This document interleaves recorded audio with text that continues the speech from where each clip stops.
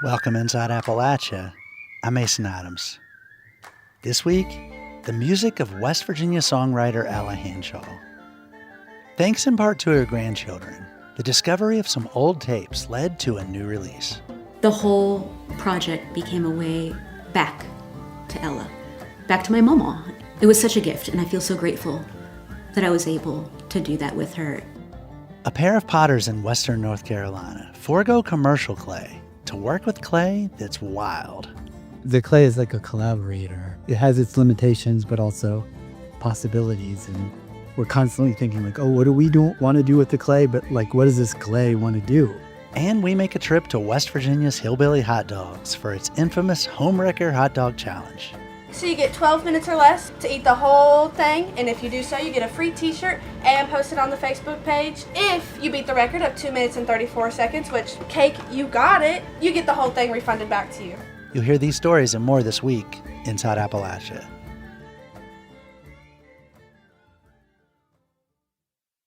Support for this program is brought to you by Solar Holler, building on West Virginia's history of powering the nation by bringing solar power to the coalfields. Information at solarholler.com. Support for this program is provided by the Thrasher Group, an architecture, engineering, and field services firm serving West Virginia clients and communities since 1983. More information at thethrashergroup.com. Welcome inside Appalachia. I'm Mason Adams. I know I'm not listed in your little black book, but I'm always in your kitchen when it's time to cook. I'm not the one in your dreams every night, though I'm bathing your babies to kiss them goodnight. This is Ella Hanshaw, a singer and songwriter who grew up and lived in West Virginia before moving to Ohio. The track is from a posthumous collection of her music titled Ella Hanshaw's Black Book. To my dreams like some heartbroken clown, praying each night your love will return. Ella Hanshaw's Black Book is the first archival release by feminist record label Spinster. One of Spinster's co-founders is former West Virginia folklorist Emily Hilliard, who's written about Hanshaw's music. I feel like Ella's work helps us understand what it was like to be her, the experience of a working class woman who was born in Clay County, West Virginia in the 1930s. She was an Appalachian migrant, so she and her husband moved up to Ohio for work. She was a deeply religious person. She was a mother, a grandmother, a wife, a musician, and an artist, and it helps us kind of understand that experience. Ella Hanshaw passed away in 2020. The collection, Ella Hanshaw's Black Book, came about in part because of Hanshaw's granddaughter, Kelly Kearney. I spoke with her recently about the release. We're talking about Ella Hanshaw's Black Book, a collection of your grandmother's songs. I reckon you've known her from the time you were born. What are some of your earliest memories of Ella Hanshaw? I'd say that my earliest memories of Ella are more of a feeling than a memory. I was in Sunday school, and my teachers were talking about heaven and trying to explain what heaven was to us. And they said, just imagine your favorite place on earth filled with your favorite people, and that's what heaven is. And so for years after that, whenever I thought of heaven, which was a very common thought for a young Pentecostal, whenever I thought of heaven, I thought of myself with Mama on her hill in West Virginia. We made a trip down once a year from Ohio, and that was basically a time I had like 1 week with her every year, and I loved these trips. I vibrated with excitement on the way down, even though there wasn't much to do there but roam around and collect ticks. I didn't have my bike, she didn't have many toys, but still I was so excited to just get down there and do nothing. And Ella was the entire reason for these intense feelings. She brimmed with love. And as fiercely talented as she was, she always had room for me. And I remember she would be singing songs, doing quartet practices, and she just incorporated me into the process. I'd be sitting on her green carpet, and they'd be there recording songs just on a cassette player. And decades later, as I was restoring these tapes, I would hear some kid making a racket in the background. And I was just like, damn it, is that me ruining the song? Ella Hanshaw wrote and performed music throughout her life, but she never became a recording artist. The Black Book collection includes a number of her demos and home recordings over the years. So how did you all come across these recordings? So it was all very serendipitous. In 2013, my husband and I were driving through West Virginia on our way back from a backpacking trip in Monongahela. And we were flipping through the radio, just looking for something, and I hit a station, and I just felt like I'd been hit by a bus. And all these memories came rushing back. And I had not thought of or heard Momo's music in 15 years. And suddenly there it was. I mean, it wasn't her music, and I was just shocked, and I said, this sounds like Momo. And Ethan hit the brake on the highway. He's like, Momo sounds like this? This turned out to be the Meyer sisters from Georgia, from Art Rosenbaum's Art of Field Recording. I just started to think about the music, and there was no way to really know. I doubted myself. I was like, maybe she wasn't that good. Maybe my memory was wrong. I didn't know anything about music at the time. And it's been so long. And so there was really no way to know or figure it out. But then there was a sad turn just a couple months later. My other grandmother had died. And I ended up going back home for the first time in years. And I was at my brother's house, and we were just talking, and I just asked him, I was like, do you remember Momo's music? Do you remember it being that amazing? And he just got up, and he went into his garage, and he came back with one tape. And he just said, I stole it. She's got a ton more just sitting in boxes. And I was so shocked. All I could say was, you stole from Momo? And there was nothing to do but to put the tape in, and we did, and it was amazing. I just knew from there, I need to get the rest of these tapes, and so we took that tape home. I called Ella and asked her, about her music and if she'd mind sending me all of her tapes, and she was thrilled to do this. So it was really so serendipitous, because if we had not been speeding through West Virginia at that particular moment, hit that particular station, playing that particular song, I never would have thought of it. It never would have re-entered my mind. I never would have asked that question when I went home. So it all just felt so serendipitous. I understand that the spiritual music you all found, and that was on the CDR that Emily Hilliard first heard. Mm-hmm. She says the secular music was found later. How did that happen? I'm curious to hear that story. Oh, so that was tape number 40. And by this time, we had gotten into a groove, going through all these tapes, largely unlabeled, deteriorating.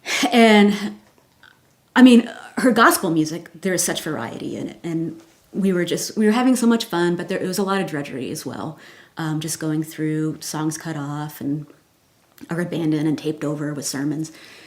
And so we put in tape number 40, and we hear, and if you think you're going to mess around, leaving me alone to be a clown, let me tell you something, and it might sound cruel, I ain't gonna be nobody's fool.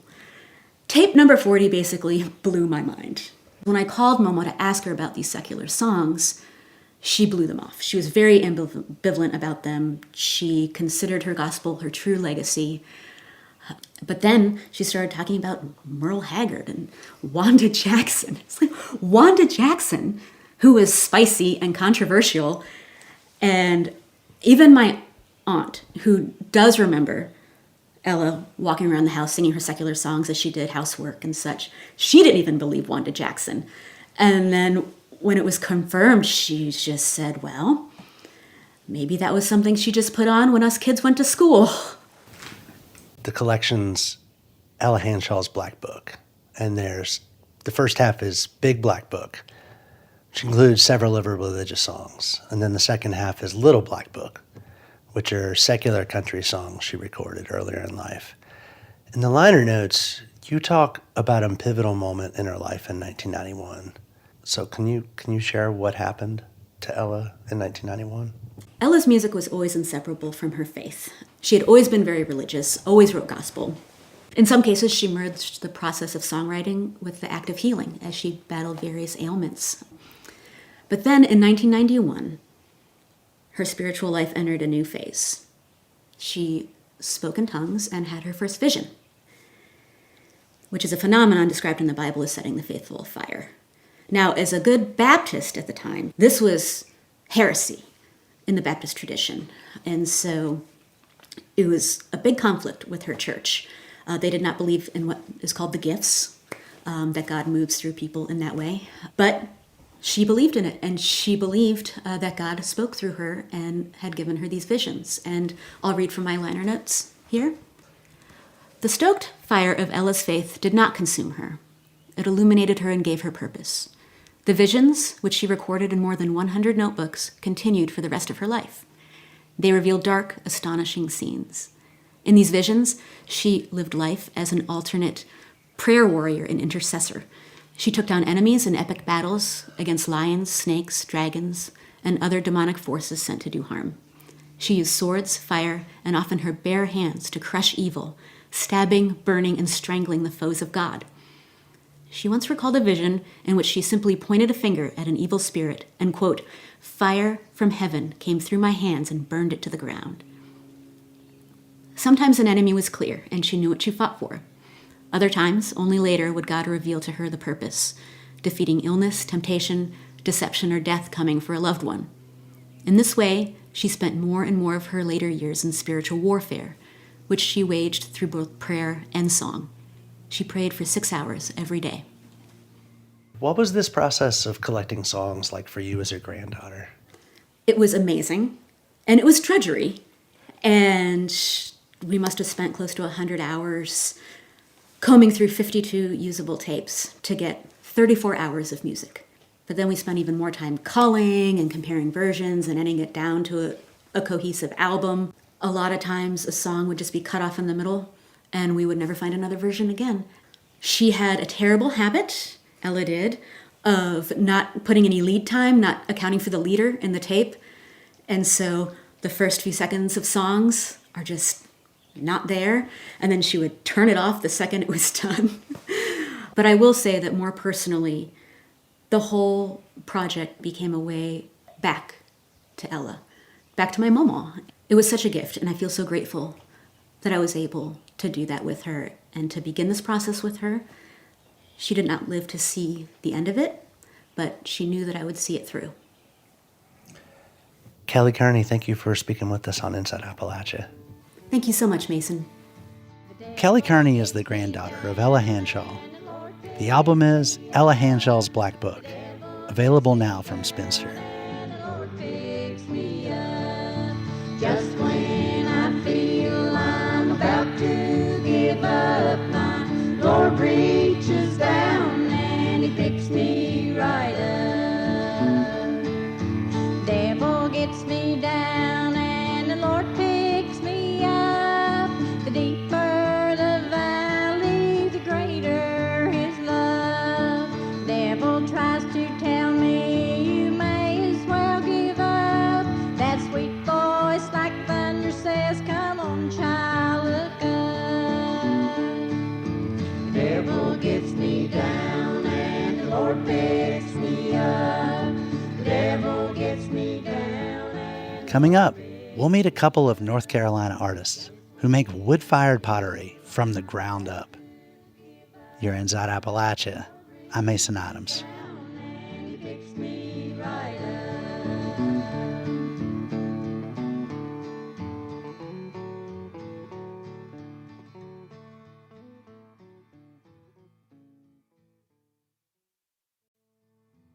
Sometimes my valley seems more than I can stand. I feel the devil Clay is the usual go-to ingredient for pottery. Most professional and hobby potters rely on store-bought clay for their projects. But not everybody. In western North Carolina, some folks prefer to work with wild clay. That is, clay that's dug right out of the ground. They say using this traditional material makes all the difference. Anya Patrone-Slepian from the Rural Remix podcast has this story. Outside, surrounded by mountains, Naomi Dalglish and Michael Hunt are processing wild clay. Michael has a 4-foot-long hand drill and a giant metal drum. He's mixing water with clay dirt to make a slip. The yellowish clay dirt they're using came from a nearby farmer's field. The first step in making the clay usable in their pottery production is mixing this slip, a watery clay slurry. Once the slip is the desired consistency, Naomi says it's time to strain out debris using a screen. We actually have a couple of different sizes of screens because at this point we're deciding how much of the coarse material, like little bits of sand and small pebbles, we want to leave in the clay. She pours the slip through a mesh screen that's fitted into a wooden frame. We really enjoy having a clay that has some texture to it. So this is in a lot of ways one of the first aesthetic decisions that we're making. Naomi and Michael are the team behind Bandana Pottery. They primarily make functional ceramics, like cups, bowls, trays, and vases, as well as some decorative items like large jars and sculptures. Michael says local traditions inspired them to start processing their own clay. It kind of started from sort of seeing historical pots and seeing how a kind of a complexity and depth to the materials that we were really after. North Carolina has this amazing tradition of people using local clay that was kind of continuous. Back outside, the slip is finished straining and is now in a large metal tub. Naomi opens a bag of feldspar and pours the white powder into the clay slurry as Michael continues to mix with the drill. The mineral lowers the firing temperature of the clay. Next, Naomi and Michael pump the mixture into wooden racks lined with fabric. For this, they use a large brown hose pipe. The mixture is left in the racks to dry. Naomi says it takes between 1 and 4 weeks for the clay to get to a working consistency. It really depends on the weather, how long that process is going to take. For most of human history, potters have been restricted to the types of clays available in the ground where they live.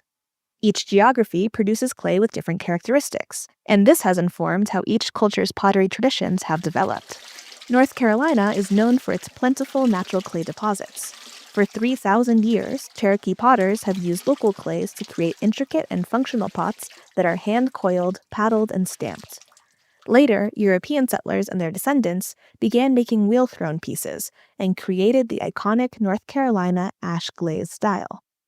Digging and processing clay is a lot more labor-intensive than a trip to a clay supplier. But Naomi and Michael say it's well worth the effort, for a lot of reasons. Part of it has to do with aesthetics. It's kind of really about the expressive possibilities of particle size. We're playing with having the materials be fine enough to make functional pottery, but way coarser than commercial materials. Naomi and Michael say digging their own clay is also more environmentally sustainable than using commercial clays. It cuts down on transportation, and they're using a material that's otherwise a nuisance for local farmers. It's like the sticky stuff that gets stuck on the bottom of their tractor wheels, or in a field, it's where the water isn't draining as well. So it can actually cause some issues. So people are like, oh yeah, we know where that is, and are actually usually not too upset to let some of it go.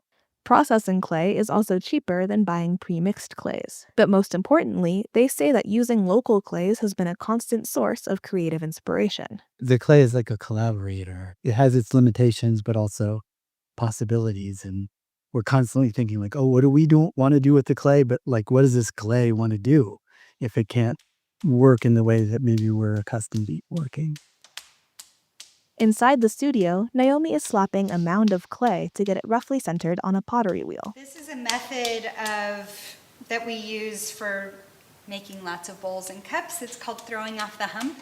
The wheel is surrounded by a wooden bench. Unlike electric wheels, this one is human-powered.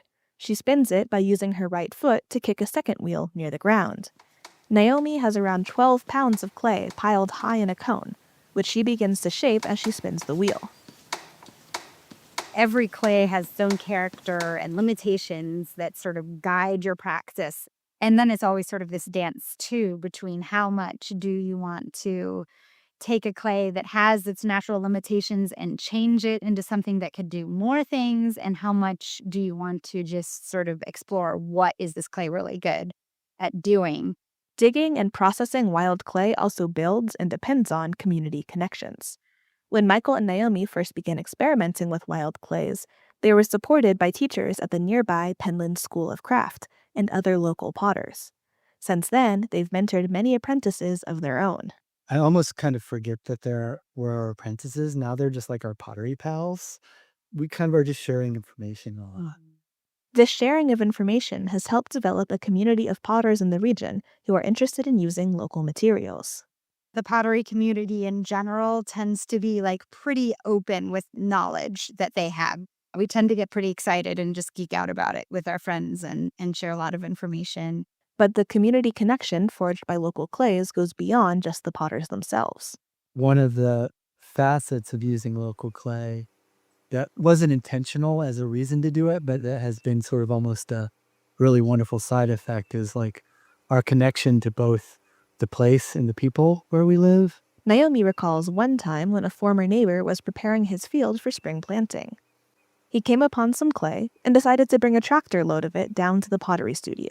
We were so touched that he thought to do that, but we were also kind of like, so, what part of the field did you get in? We just wanted to make sure it was the right stuff. And he looked at us in sort of mock indignation and was like, I'm a farmer. You think I don't know my own dirt? And so that's kind of one of the times that we realized that we all just really had the same mutual relationship and respect for the same material. It was just sort of through different avenues. And he's someone to this day that we really value our relationship with. Back at the pottery wheel, Naomi finishes throwing her set of bowls. Once they dry, she and Michael will turn them upside down to trim a foot, revealing the rough texture of the clay that inspires them so much as artists. The bowls are the ultimate collaboration, the result of Naomi and Michael's partnership, the generosity of a local farmer, and of course, the character and contributions of the clay itself.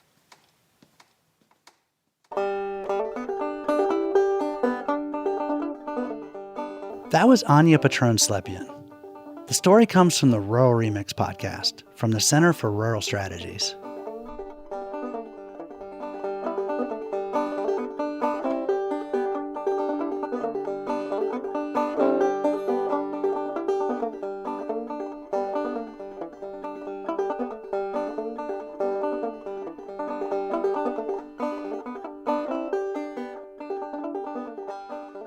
Before the tractor, farmers in Appalachia relied on workhorses to plow fields and pull their wagons.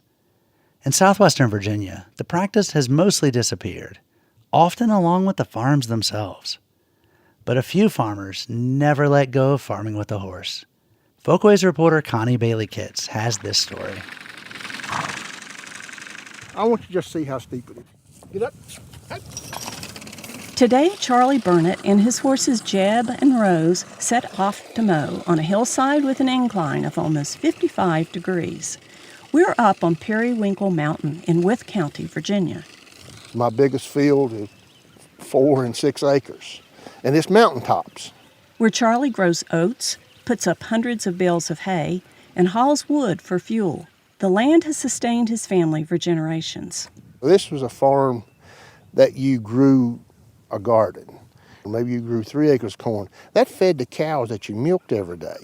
This was typical family subsistence farming in this part of Appalachia until about the 1950s. All the areas in the Blue Ridge and Appalachian region got rid of their horses when they went to farming with tractors.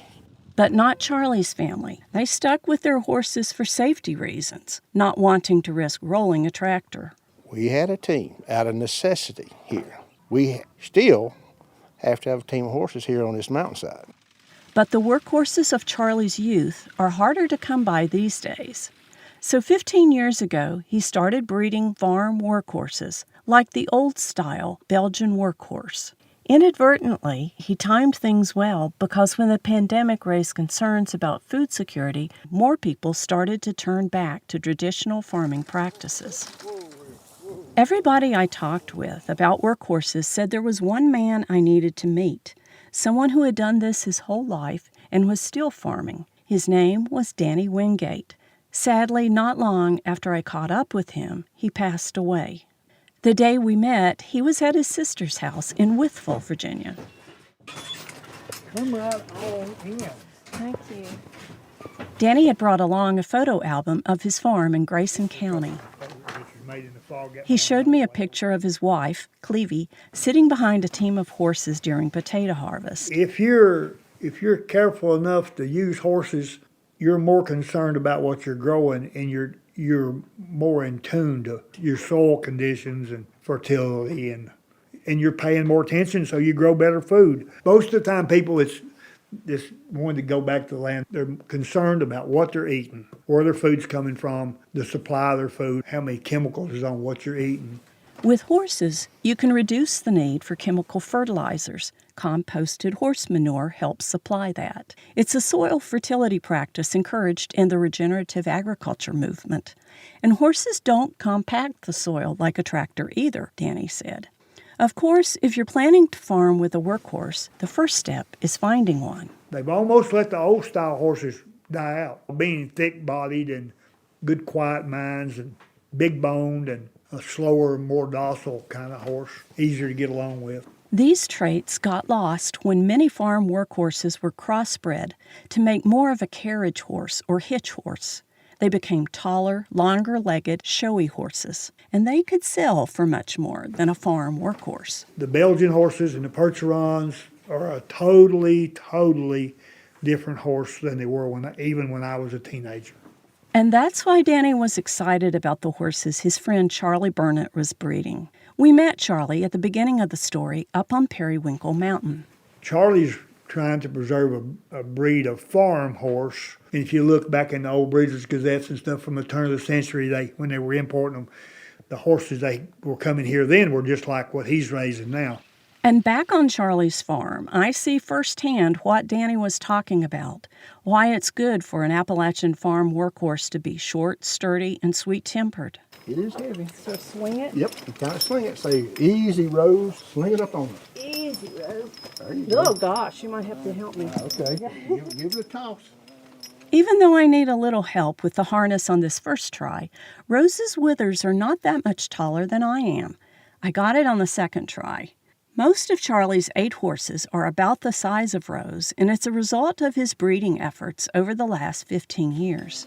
This is senior horse feed. More fiber, more fat. 2 of the mares get extra grain today. Each one is nursing a foal born 3 weeks earlier. The Blue Roan broodmare is a purebred American Brabant. This is a horse I'm raising these colts out of to kind of be what I think is going to be the next generation of the workhorse for the Appalachian region. Gracie is the American Brabant breed for people that's looking for a heavy horse but short so you can harness it better.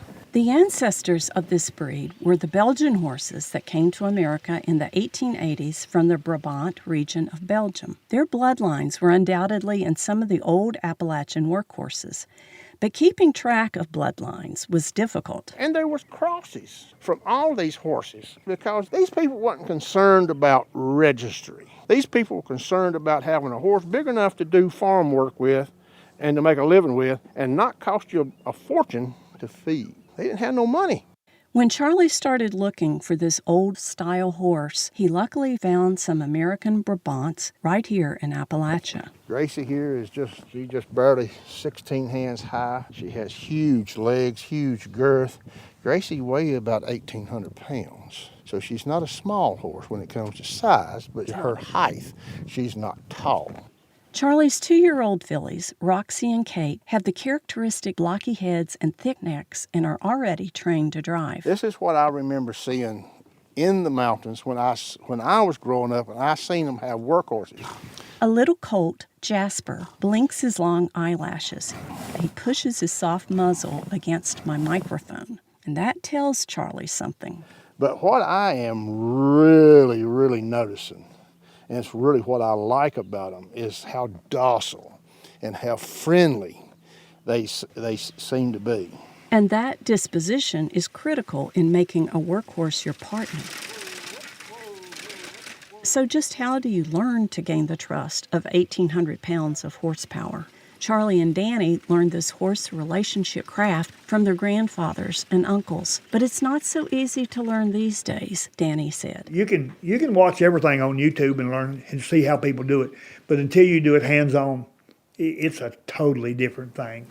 You really need to work alongside a mentor, Danny said, with someone who has skills in reading the horse and skills in building trust. If a horse slings his head all the time, a horse won't tell you a lie. He's telling you that something's wrong. It's your job to figure it out. In fact, training the drivers is probably more important than teaching the horses. Really what you need to do is go somewhere where there's somebody that can show you for a while, like a little apprentice program. And Danny had reason to be optimistic about traditional horse farming practices being passed on. One thing about most horse people, they're really generous with their time and knowledge. Most older people are like me, they really want to see young people succeed. Most people are more than willing to share their knowledge because they see it getting gone. And one person who was on the receiving end of Danny's knowledge is Charlie Lawson, who lives at the foot of Paint Lick Mountain in Tazewell County, Virginia. Charlie's always been a horseman, and with Danny's help, he found his first team of workhorses. With his current team, he's working a large garden. Well, I'm learning about this regenerative agriculture, basically relearning the secrets that the old ancient peoples had. He says he's tired of not knowing what's in the food he's eating, and he doesn't want to be dependent on diesel fuel to run a tractor. Yeah. Today, he's ready to plant potatoes, some 1,300 feet of potatoes. Well, we're trying something that we haven't tried before, which is using a cultivator to open up a furrow. That was last spring, and this winter, Charlie's family enjoyed dozens of quarts of beans, beets, corn, tomatoes, and potatoes grown with the help of good old horsepower. It was Charlie Lawson who conveyed the sad news to me that Danny Wingate had died just as I was finishing this story.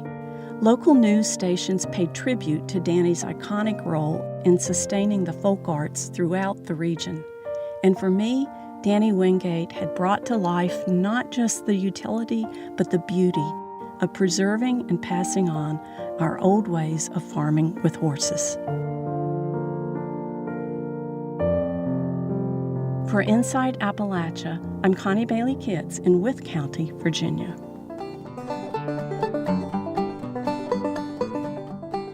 That story is part of our Folkways reporting project, which covers arts and culture in our region. For more Folkways stories, visit our website, wvpublic.org.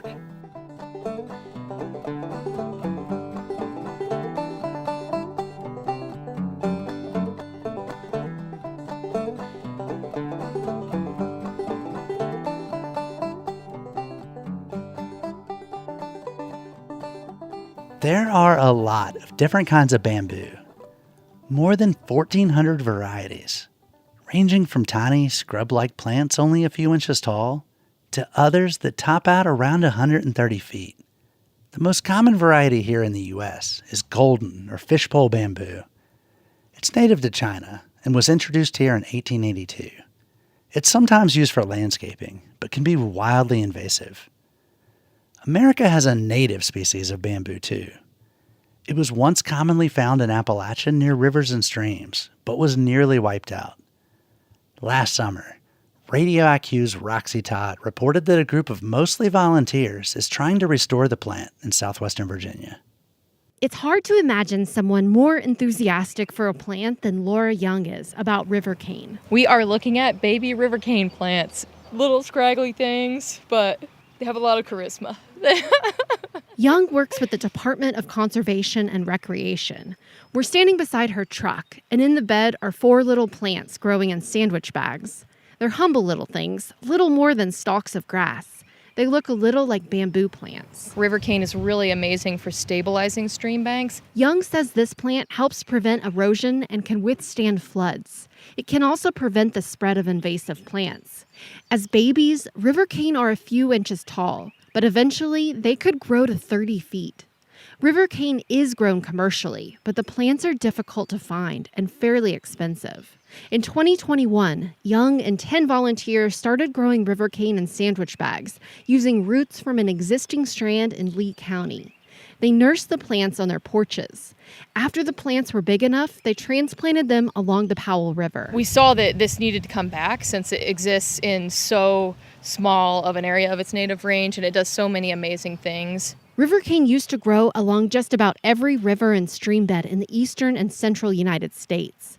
Many indigenous people used river cane to make baskets and weapons, and they helped maintain the plant. But with more development along riverbanks, river cane began to disappear. You know, the river's really beautiful. We like to look at it, so we clear off the vegetation so you can see it. Cows also like to eat it, which is another reason it faded from the landscape. Apparently, it's really delicious. So cows have come through and really just mowed that down. There's even a traditional fiddle song called Cattle in the Cane. Young says this plant plays an important role for several animal species. It's great for habitat for migratory songbirds, and then there's also a lot of rare moths that we track that this is a specific host plant for. So this is the only thing that those moths can eat. If this plant is not there, the moths are not there. The first year Young and her small army of volunteers grew river cane, the results were better than she'd hoped for. And it doesn't take a lot of technical expertise to grow these plants. Like, this is something that a 6th grade class could do. Young began recruiting more volunteers and scaled up, planting more river cane. Local colleges and universities also pitched in to help grow the young plants until they're ready to be transplanted. It was absolutely amazing, and I feel like the community's really excited about this because it's so important and you can see it working. Young says the strand they started in 2021 is thriving. It's beautiful, and it's doing really, really well, and it doesn't need our help anymore. This year, they started 1,000 river cane plants and added new sites along the Clinch River in St. Paul. The plants are just off a walking trail, so people can see them easily. Young says she hopes they can eventually expand into other watersheds across Southwest Virginia to help river cane return to the landscape. In St. Paul, I'm Roxy Todd.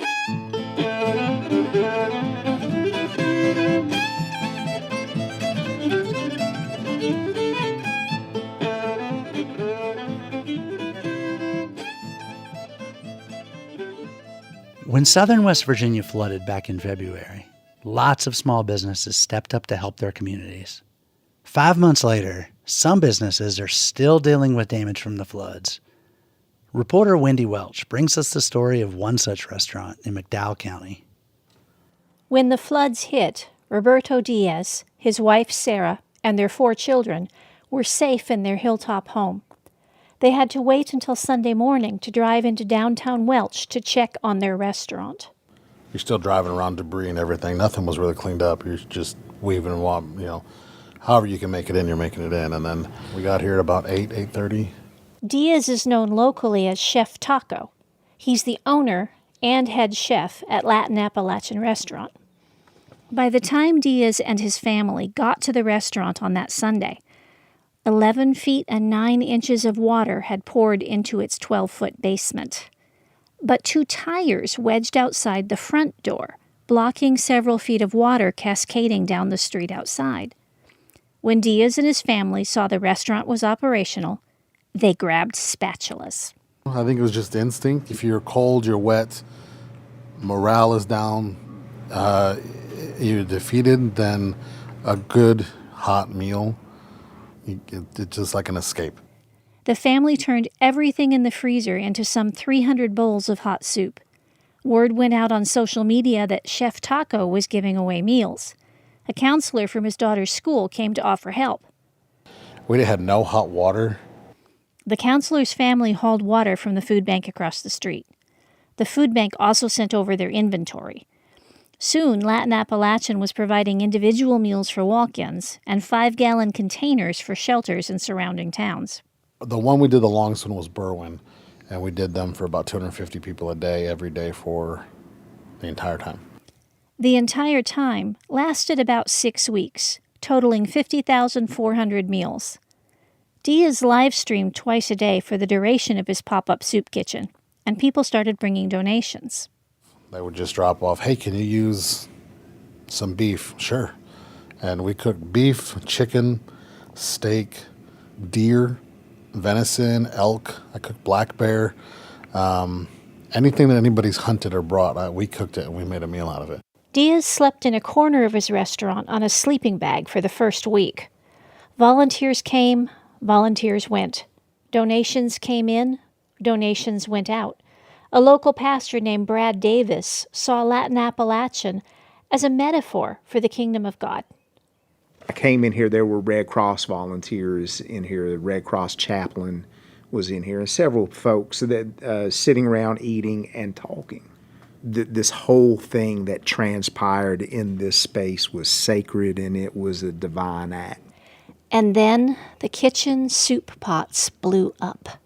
Literally warped out, blew out, and the soup went flying in there.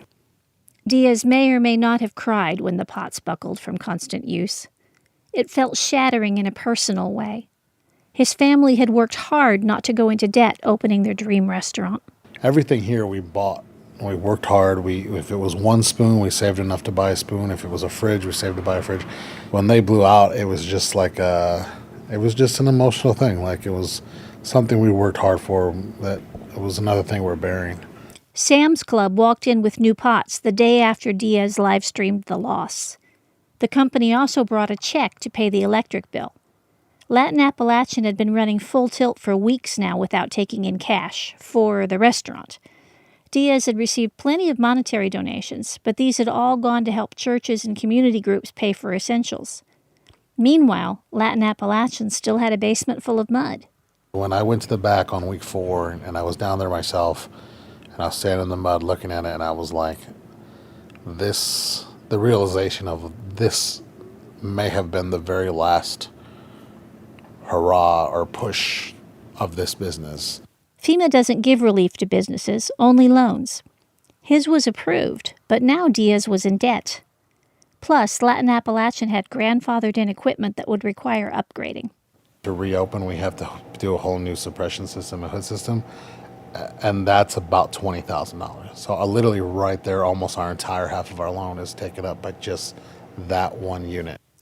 Ironically, the community that wanted to help Diaz as they had been helped by him couldn't. GoFundMe campaigns can disqualify FEMA loans, so the family bought a food truck. They intend to earn revenue to renovate and reopen the bricks-and-mortar restaurant. We'll reopen. Whether it's 6 months, a year, I'll reopen. I'll get there. And if I got to do it, like I said, one board, one nail at a time, I'll do it. I'll get there. In Welch, West Virginia, I'm Wendy Welch.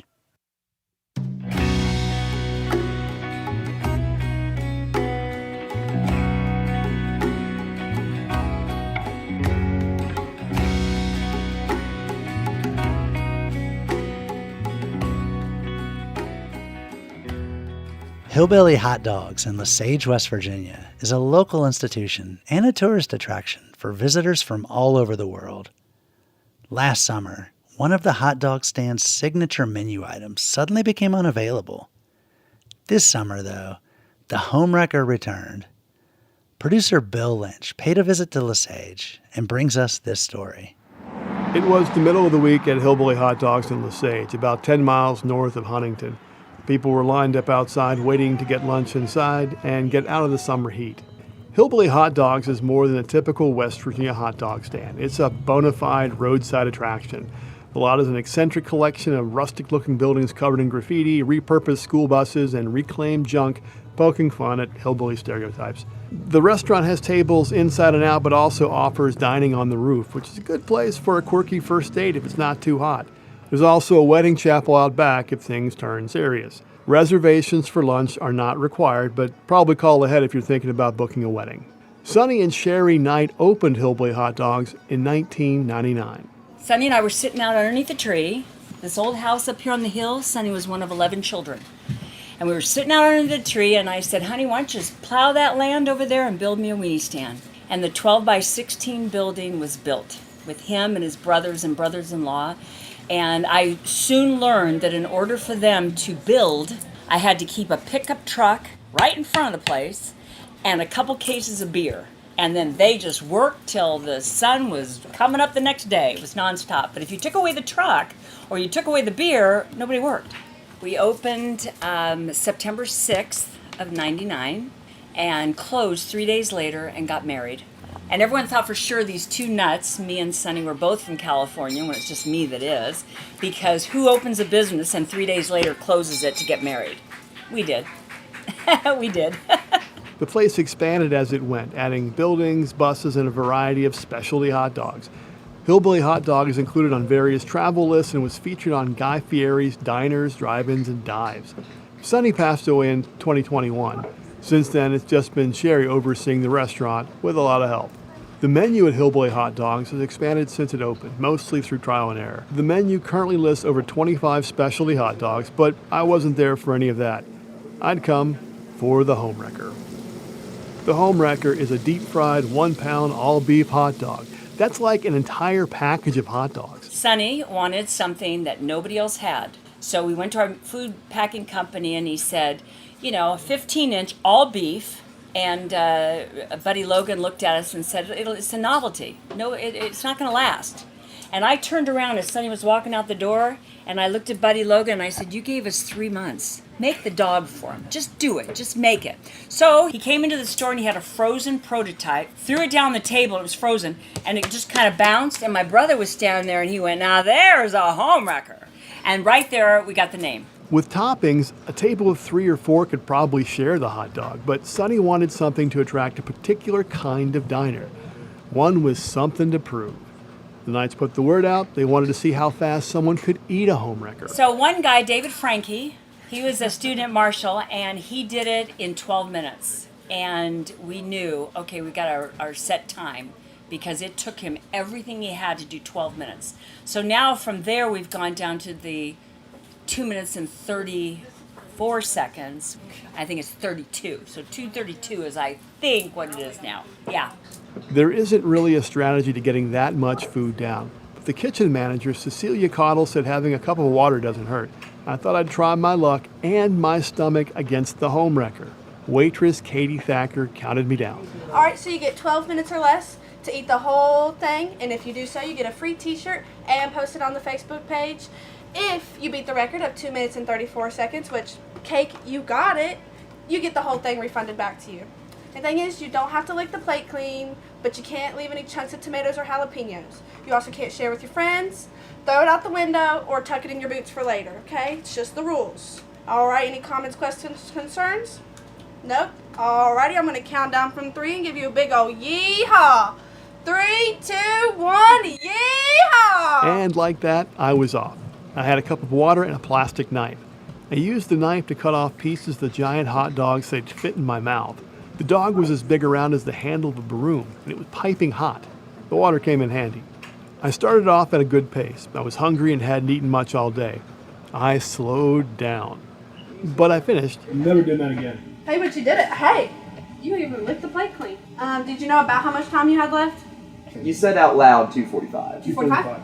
The store record was safe, but I still got a t-shirt and bragging rights. I was gonna say, I was looking forward to lunch, but something about watching you eat a Homewrecker is like, now I'm full. You know what I mean? The Homewrecker has been part of Hillbilly Hot Dogs for 20 years, but it almost came to an end last summer when Sherry's weenie supplier went out of business. Who makes a 1-pound hot dog? I really didn't know what to do. And I turned to a very good friend of mine by the name of Guy Fieri, and I said, I don't know what to do. I'm lost. And so he said, I got you. That's all he said, I got you. And the next thing I know, I had chefs from all over calling me, going, give me specs, give me information, do you have any left on hand, which we did. So they had those to look at, go from, and we ended up with Vienna beef, and they've done a phenomenal job. Sherry said that after Fieri visited Hillbilly Hot Dogs in 2007, he stayed in touch. And he's always just been my good friend, yeah. When my husband died, he called. He called me quite a few times just to make sure I was okay. Yeah, his heart is in the right place. He's a beautiful man. And Fieri helped her get a really decent hot dog. I was proud of my homewrecker t-shirt, but you probably shouldn't do something like that more than once. But looking at the Hillbilly Hot Dogs menu, below the original homewrecker, there's something called the Widowmaker. It's a 2-pound weenie with 4 pounds of toppings. I wonder how fast somebody could finish that thing. For West Virginia Public Broadcasting, I'm Bill Lynch in Lesage. There's a video of that visit to Hillbilly Hot Dogs, including Bill working his way through the homewrecker. You can check that out at our website, wvpublic.org.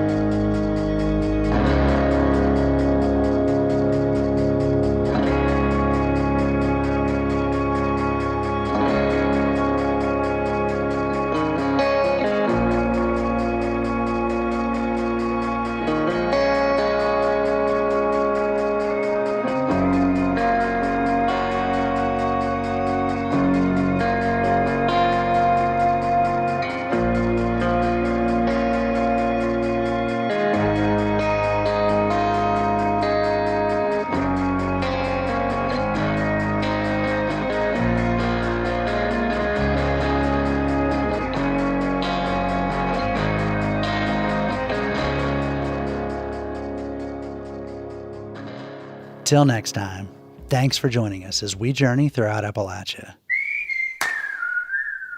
Our theme music is by Matt Jackford. Other music this week was provided by Ella Hanshaw, Frank George, John Blissard, Mary Hott, and Hello June. Bill Lynch is our producer. Abby Neff is our associate producer. Our executive producer is Eric Douglas. Kelly Libby is our editor. Our audio mixer is Patrick Stevens. We had help this week from Folkways editor Chris Julin. You can find us on Instagram @inappalachia. You can also send us an email to insideappalachia@wvpublic.org. Visit wvpublic.org/insideappalachia to subscribe to our newsletter and stream all of our stories. Or look for Inside Appalachia on your favorite podcast app. Inside Appalachia is a production of West Virginia Public Broadcasting.